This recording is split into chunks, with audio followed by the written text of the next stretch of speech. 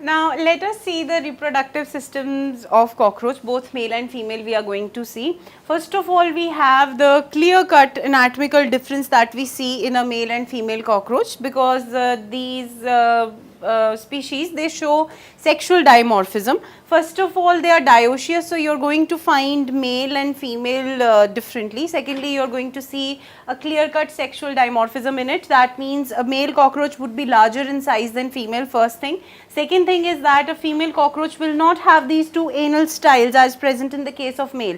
You can clearly see this is a real cockroach picture where you have anal cirri in both the cases, but in case of male cockroach there are anal styles which are present.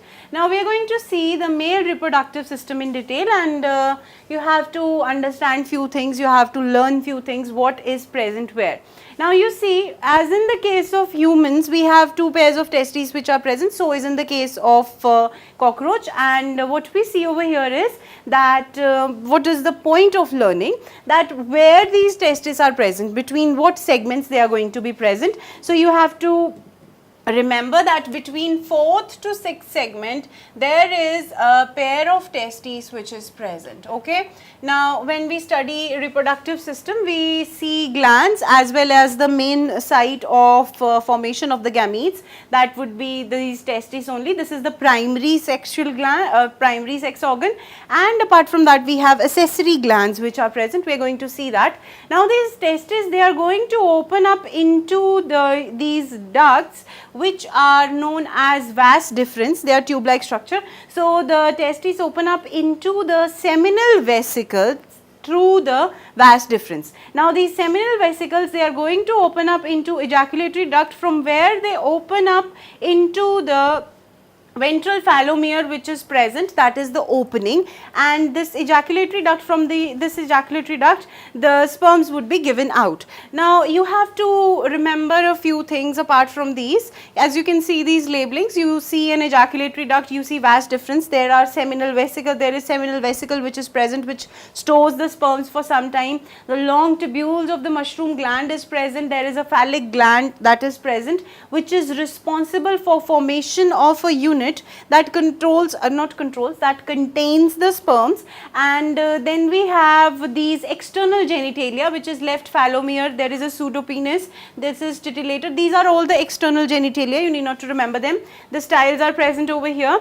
You have to remember that there is a gonophore, that is male gonophore, which is present in ventral to the anus, that is anal opening, and it lies ventral to the anus. That gonophore is responsible for the secretion of sperms out of this reproductive system, and that is in continuation with the ejaculatory duct.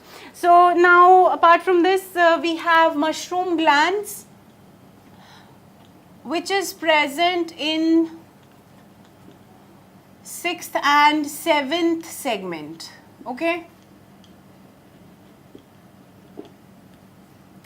Now in the 6th and 7th segment we have the mushroom glands. Now what is the purpose of this mushroom gland, and apart from this a small phallic gland which is present on the mushroom gland itself. The purpose of these two glands is formation of spermatophore basically. Now what is spermatophore? Spermatophore is a unit in which the sperms are stored. Now this spermatophore is released out during copulation. Now spermatophore is going to have few sperms inside it which would be joined together, not few, many sperms inside it which would be joined together, and when the copulation takes place between a male and female cockroach, it would be released out as it is from the ejaculatory duct through the phallomere. Now coming to the female reproductive system, what we have over here is that the spermatophore which contain the sperms, that has to come to spermatheca. Now what are spermatheca? Spermatheca are two pairs, they are present in the paired form. These spermatheca, the main fertilization site is these spermatheca, in which the spermatophore comes, it is having sperms, and there is the presence of eggs inside it. Okay. Now before that, that is the fertilization part, let's see what the anatomy is all about. Over here what you have to remember is that as we have spermatheca, we also have ootheca. Now, what is the purpose of ootheca? Ootheca has eggs inside it, okay? The developmental stages of the egg would be present in the ovary. Now, what is ovary? Ovaries are very huge, not huge, they are large in size as compared to the testes. These ovaries are present from 2nd to 6th segment, okay? And these segments are abdominal segments. Each ovary is composed of 8 ovarian tubules. 8 ovarian tubules form the each ovary, and inside each ovarian tubule there is the various developmental stage of the egg it goes through. Then these ovaries, they open up into an oviduct. Individually each oviduct comes and combines into the common oviduct that is present at around 7th segment, and that is known as vagina, the other name for that common oviduct. Towards the vagina there is a spermatheca before it opens into gonapophysis, that is the genital chamber. There is a genital pouch which is present, it has a genital chamber. There is vestibulum, that is the main part, and then there is gonapophysis from where there is gonopore, of course. This gonapophysis is the site where the spermatophores would come. They would come and unite with the ootheca inside the spermatheca. Alright, so the ootheca basically has, it is what is ootheca? Ootheca is like spermatheca, the site, like spermatophores were present. In ootheca, you are going to find the eggs.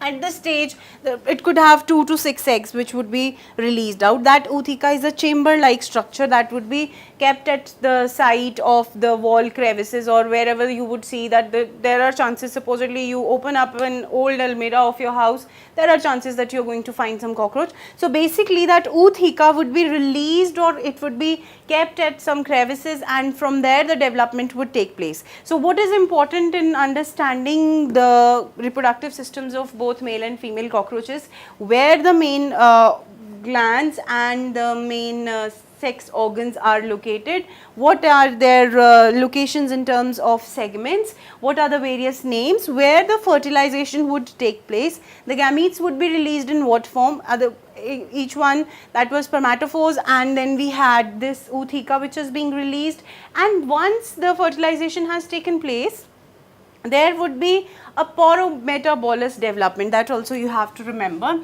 Now, what is porometabolic development? That is the nymphal stages. Cockroach does not grow directly into the adult cockroach. The nymph is there are many nymphal stages, almost 13 nymphal stages that the cockroach undergoes, and there is a close resemblance between the nymph and the adult. That is why it is different from larva, because larva is totally different. Metamorphosis takes place and larva changes into a totally different adult, but in the case of nymphs, the adult almost resembles the nymph, and one thing is missing, that is the nymph does not have wing pads and the adult cockroach is having wings, as you have studied. So, this is all about the reproductive system of cockroach that you need to know. You need to know the glands which are present, you need to know the function of the glands that are present, where the gametes would be stored temporarily, how they would be released, and where the fertilization would take place, and how a new cockroach would be formed. Basically, confine yourself to understanding of anatomy only, that would be better in understanding, and one by one you have to learn each and every system so that you get a clear understanding how the cockroach, that is just a cursorial animal going everywhere and giving a lot of chills to many people, how it works, what are the internal systems of the cockroach, how the external morphology divides into a typical example of arthropods.